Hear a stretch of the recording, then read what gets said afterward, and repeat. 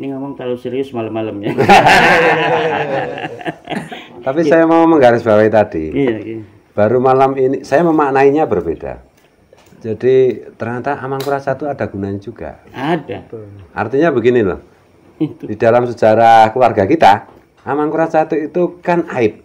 Betul. Tapi ternyata ada gunanya juga. Berkat Amangkurat I itu merebut tahta dari Pangeran Alip ya. Itu Mataram dengan Banten bisa jadi saudara. Iya. Gitu. Karena dia berbisulan dan bernanang. Betul. Tapi jadi religius. Tapi jadi religius, makamnya wangi utuh ya kan. Berapa tahun kan tetap dengan baju kebesaran ya kan. Yang di mana? Di Tegal. Yang di Tegal. Yang sekarang dibangun oleh Kabupaten Tegal ya. Iya.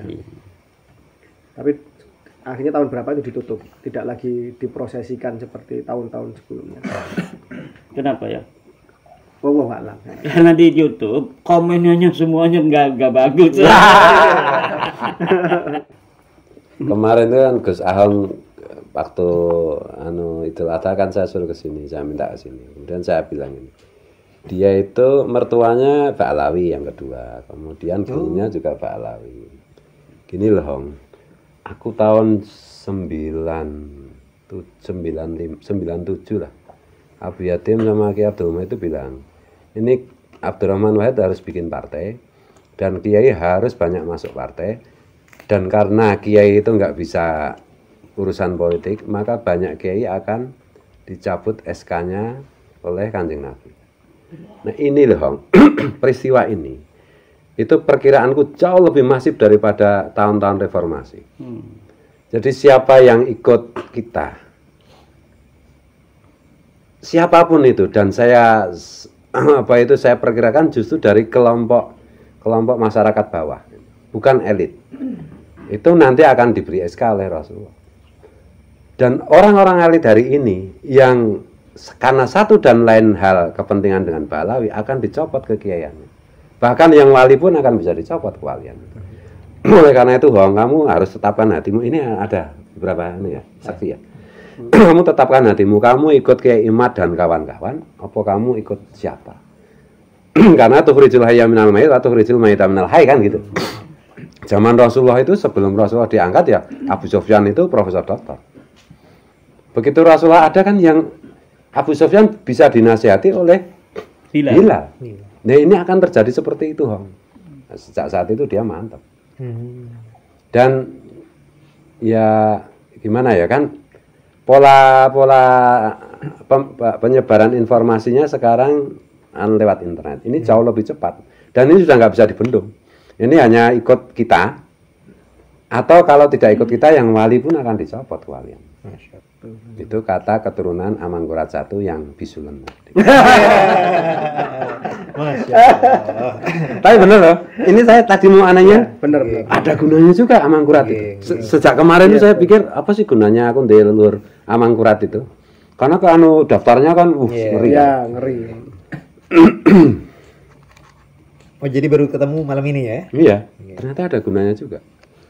Saya itu lama tidak mau ziarah ke Sultan Agung bahkan. Jadi akhirnya saya ziarah ke Sultan Agung itu karena Bu Nyai Nur Watu Congol itu. Nah, itu berkali-kali bilang kamu itu masa nggak mau ngakui mbahmu. Maksudnya Sultan Agung ya. Berkali-kali karena beliau itu orang yang kita yakini sebagai seorang wali gitu.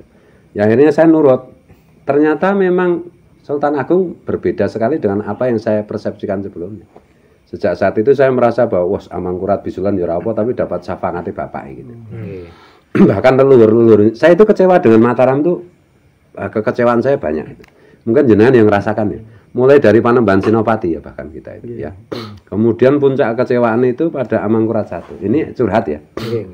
Tapi malam ini saya baru tahu bahwa Amangkurat I itu berjasa banget bagi saya lah. Karena dengan adanya bisulan itu saya bisa ketemu Kiai Imad dan itu bagus.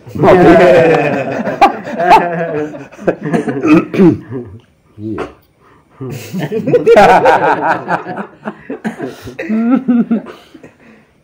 Terus HB1 ketika Keraton Surakarta dikooptasi Belanda kan gitu, zaman PB2 ya. itu kan kakek kita ya kan, HB1 itu kan mengobarkan perang suksesi Jawa ketiga sampai berdirinya perjanjian Giyanti, berdirinya Jogja.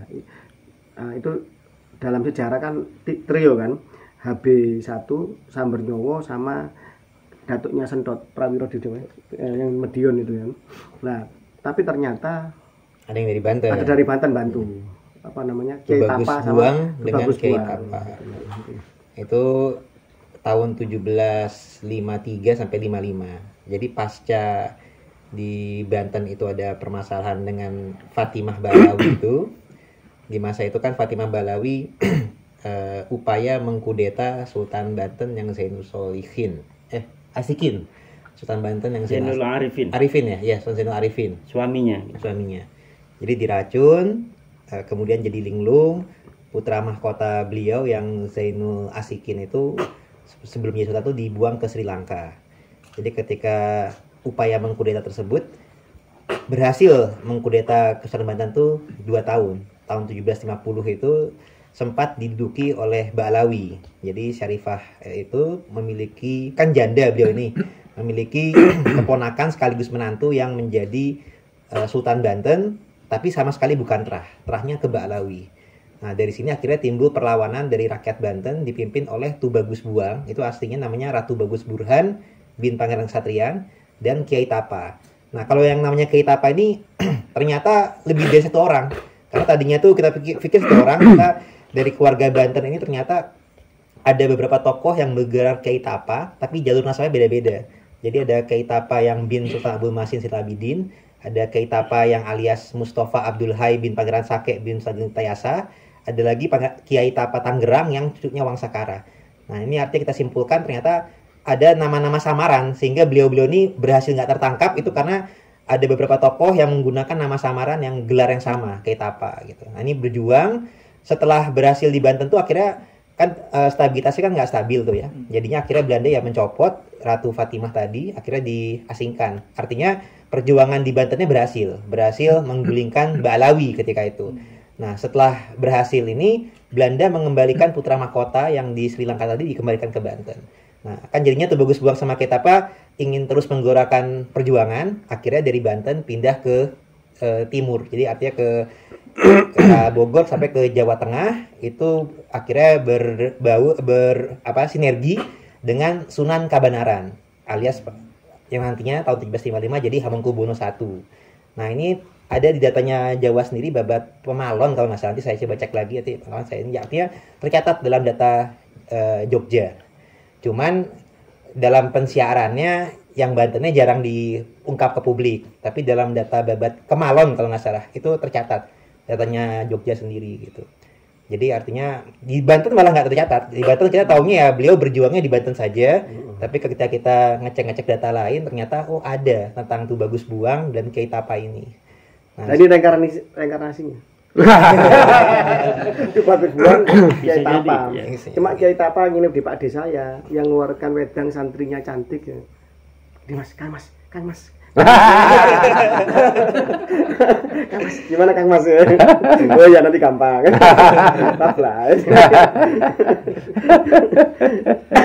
2 tokoh Banten itu tokoh yang dalam perjuangan ini berhasil tidak tertangkap. Kalau tokoh-tokoh lain kan kebanyakan Tayasa tertangkap atau kayak Pangeran Diponegoro tertangkap. 2 tokoh ini berhasil dalam perjuangan tapi nggak berhasil ditangkap penjajah, nggak berhasil. Jadi setelah Hamengkubuwono I perjanjian Giyanti itu selesai, nggak melakukan perlawanan, ya beliaunya akhirnya kembali hijrah lagi, pergi dan sama sekali nggak tertangkap. Jadi ini sebenarnya perjuangan yang sukses. Tapi kalau untuk diresmikan jadi pahlawan nasional tuh agak sulit karena yang contoh kayak Kiai Tapa tadi saja ada 3 tokoh yang bernama sama, Tu Bagus Buang pun juga ini. Jadi ada penyamaran-penyamaran yang agak sulit untuk dicatat sejarah, lokasi makamnya dan lain-lainnya, tapi perjuangannya nyata gitu. Itu ya artinya banyak juga sebenarnya para pahlawan yang tanpa tanda jasa itu ya seperti itu. Padahal sukses itu dalam perjalanan menggagalkan Ba'alawi, nggak ketangkep Belanda, bahkan dari Banten juga artinya kan skupnya nasional karena nggak cuma berjuang di Banten saja, tapi ternyata di Jogja pun berjuang bersama-sama Hamengkubuwono. Kalau Hamengkubuwono kan setelah selesai perjanjian Giyanti selesai, nah beliau akhirnya ya bergerilya kembali gitu.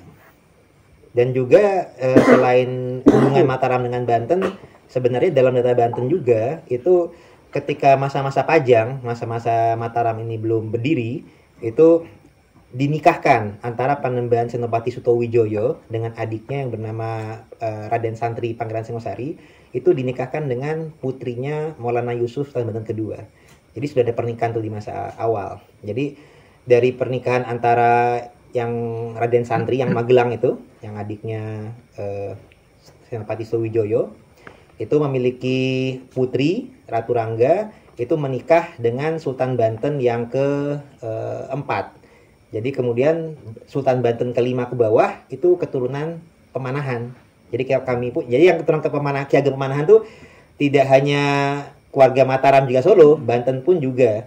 Jadi dari Sultan Banten kalau Tirtayasa kan ibunya dari Jakarta. Nah, Sultan Banten yang kelima, Sultan Abdul Ma'ali Ahmad, itu ibunya adalah Ratu Rangga Singosari bin Pangeran Singosari atau Raden Singosari Santri.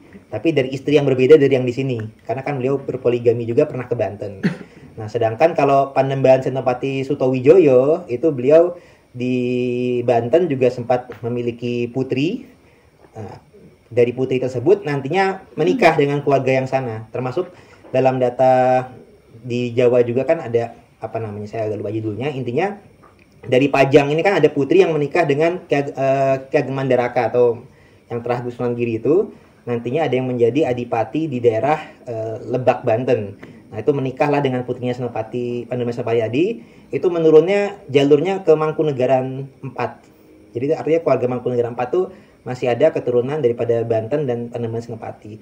Cuman sayangnya karena masalah politik, putri yang di Banten, putrinya Senopati ini di data Jawa nggak dicatat. Di data Banten tercatat, tapi di data Mataram nggak mencatat istri dan putrinya yang dari jalur Panembahan Senopati Sutowijoyo. Termasuk Raden Singosari ini, Pangeran Santri, Raden Santri, itu banyak yang nggak mencatat jalur dengan Banten. Padahal di Banten tercatat. Itu karena masalah politik. Termasuk juga Cirebon. Kan ada Panembahan Girilaya di sampingnya Imogiri. Makamnya jelas ada, tapi dalam data Cirebon tercatat beliau itu menantunya Mangkurat I.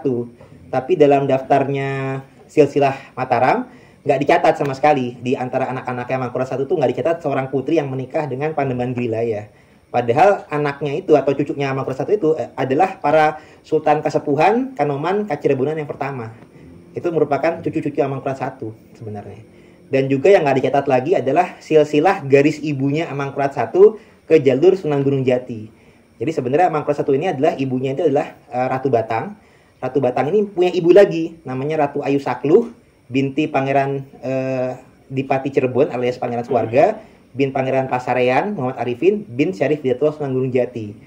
Tapi itu pun dalam data Mataram nggak dicatat. Yang catat hanya garis batangnya bapaknya saja gitu. Jadi yang turunan Amangkurat I juga turunan Gunung Jati. Iya, jadi saudara sebenarnya. Jadi Amangkurat